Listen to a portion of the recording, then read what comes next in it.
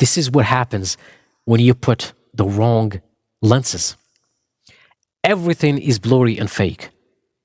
But when you put the correct lenses on, in this case, at Tawheed, you start to see the truth as the truth and falsehood as falsehood. This modern world has our moral compass spinning wildly. Everybody is chasing freedom. Everybody is chasing happiness, when in fact there is no happiness in this world. There is no happiness in this worldly life. It doesn't exist.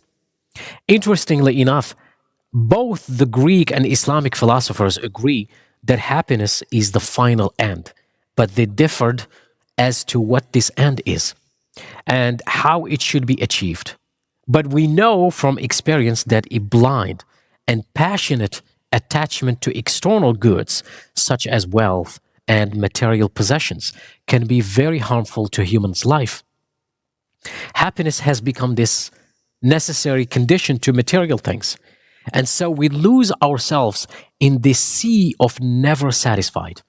Yet we claim to have the perfect life, the perfect illusion, as we make our life and other people's lives so measurable for the sake of worldly perfection. When we look in the Quran, for example, for the definition of happiness, the Quran refers to happiness in this world and in the hereafter. However, happiness in the hereafter, or the everlasting felicity, is the ultimate goal of the believer. The happiness that is associated with the word as-sa'ada in the Quran is a permanent state and refers to otherworldly happiness, or the happiness of the hereafter. The eternal happiness is mentioned twice in the Quran. It was mentioned as an adjective and also as a verb. Allah Azza wa Jal says in the Quran, in what could be translated in English, it says, "The day it comes, no soul shall speak except by His permission. Some of them will be rich and some happy." The second example, it says, "And as for those who are happy, they will be in paradise abiding there so long as the heavens and the earth endure, unless your Lord wills, as an uninterrupted giving."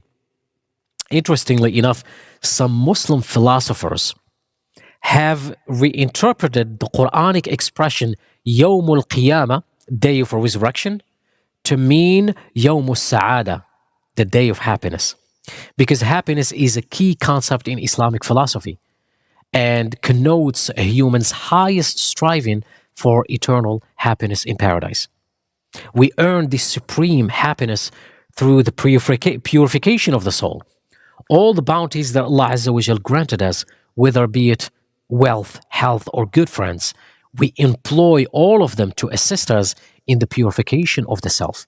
In the end, we can only achieve the ultimate happiness through Allah Azza wa Jal's grace. Thus, if we pursue worldly pleasures in moderation and with the proper intention, we serve the immortal soul and not merely our base desires. Thus, happiness in Islamic philosophical ethics, as expounded by the 11th century Islamic philosophers, including al-Asfahani and al-Ghazali, concerns two kinds of happiness.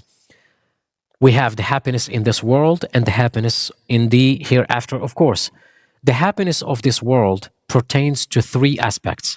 We have the soul, the body, and the external virtues. The happiness of the soul relates to virtues such as wisdom, courage, temperance, and justice. The happiness of the body relates to virtues such as health, strength, and beauty. And the happiness of the external virtues relates to virtues such as wealth, status, friends, etc. For Aristotle, however, these external virtues contribute to the happiness of the soul in this world. And for the Islamic ethicists, they contribute to the happiness of the soul in this world and in the hereafter.